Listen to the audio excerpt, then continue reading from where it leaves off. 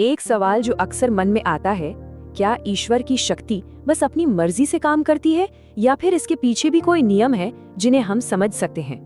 आज के विश्लेषण में हम इसी आइडिया को समझेंगे कि शायद विश्वास का भी अपना एक विज्ञान है। ये वो सवाल है जिससे बहुत लोग जूझते हैं, खासकर तब जब बीमारी को दूर करने के लिए की गई प्रार्थनाएं अनसुनी रह जाती हैं। और यहीं पर अक्सर विश्वास और असलियत के बीच एक गहरी खाई पैदा हो जाती है। ठीक है, तो चलिए इसे पूरी तरह से समझते हैं। हम शुरू करेंगे एक बहुत ही आम सवाल से और फिर एक नए आइडिया को जानेंगे, विश्वास का भौतिक विज्ञान। इसे और भी बेहतर तरीके से समझने के लिए हम बाइबल से एक केस स्टडी का विश्लेषण करेंगे, जिससे एक्टिवेशन के 3 नियम सामने आएंगे। और आखिर में हम देखेंगे कि ये सब जानने के बाद हमारा नजरिया कैसे पूरी तरह बदल सकता है। तो सबसे पहले उस सबसे बड़े सवाल पर आते हैं जो कई लोगों को परेशान करता है। ये उस उलझन के बारे में है, जब प्रार्थनाओं का फल नहीं मिलता तो विश्वास को बनाए रखना कितना मुश्किल हो जाता है। जब लोग जो असलियत में देखते हैं और जिस पर विश्वास करते हैं उसमें एक बड़ा अंतर पाते हैं, तो वे अक्सर अपने अनुभवों से ईश्वर के वचन को समझने लगते हैं, जबकि होना तो ये चाहिए कि वे वचन से अपने अनुभवों को समझें। यहाँ पर 2 बिल्कुल अलग अलग सोचने के तरीके सामने आते हैं।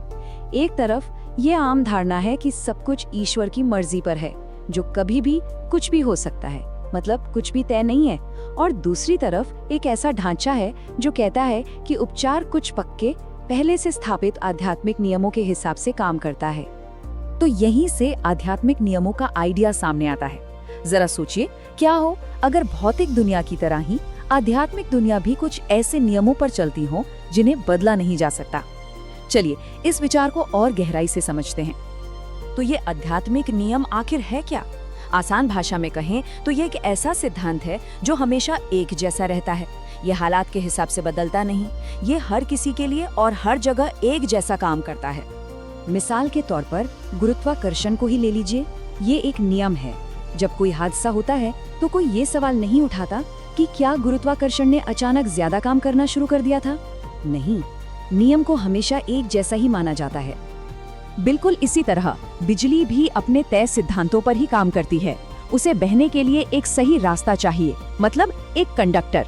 वो इंसुलेटर से होकर कभी नहीं बहेगी, चाहे कोई कितनी भी कोशिश क्यों ना कर ले। तो यहाँ सबसे जरूरी बात यह है कि इन आध्यात्मिक नियमों के साथ तालमेल बिठाना सीखना होगा, ठीक वैसे ही जैसे कोई बिजली या गुरुत्वाकर्षण के नियमों के साथ काम करना सीखता है। मतलब बात इन्हें बदलने की नहीं, बल्कि इन्हें समझने की है। अब जब हमने सिद्धांत को समझ लिया है, तो चलिए इसे असल में काम करते हुए देखते हैं। मरकुस अध्याय 5 की कहानी एक जबरदस्त केस स्टडी है, जो दिखाती है कि ये नियम असलियत में कैसे काम कर सकते हैं। तो कहानी एक ऐसी महिला से शुरू होती है जो बिल्कुल हताश हो चुकी थी, जिसकी कोई उम्मीद नहीं बची थी। 12 साल की तकलीफ, सारा पैसा खत्म और हालत पहले से भी ज्यादा खराब हो चुकी थी। और यहीं पर कहानी में सबसे बड़ा मोड़ आता है। उसने यीशु के बारे में सुना और फिर उसने अपने मन में एक पक्का विश्वास बना लिया, अगर मैं सिर्फ उनके कपड़े भी छू लूंगी तो मैं ठीक हो जाऊंगी। ये सिर्फ एक उम्मीद नहीं थी, ये एक मजबूत यकीन था। और ये बात तो वाकई कमाल की है।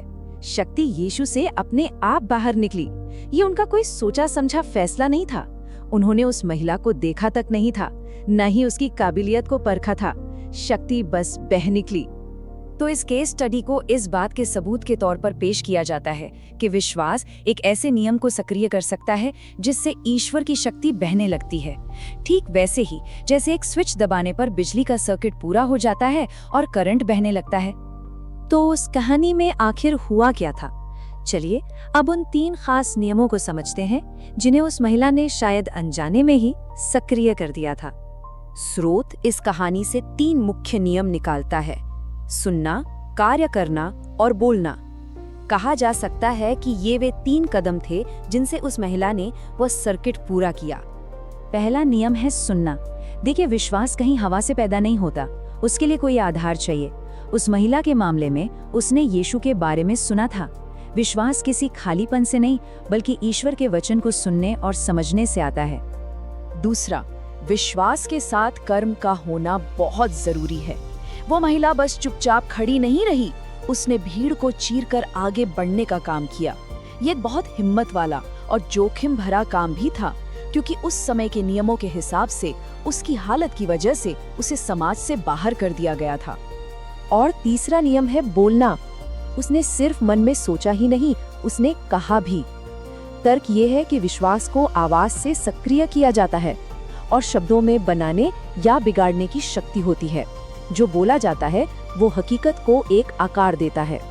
तो इन सभी नियमों को जब हम एक साथ रखते हैं तो हमें क्या मिलता है? इससे हमारे नजरिए में एक बहुत बड़ा बदलाव आता है। हम सिर्फ उम्मीद करने की जगह सक्रिय रूप से सहयोग करने की तरफ बढ़ते हैं। मतलब अब बात ईश्वर से अपना मन बदलने के लिए कहने की नहीं है, बल्कि ईश्वर के बनाए हुए सिस्टम के साथ मिलकर काम करने की है। हमारा ध्यान इंतजार करने से हटकर खुद हिस्सा लेने पर चला जाता है।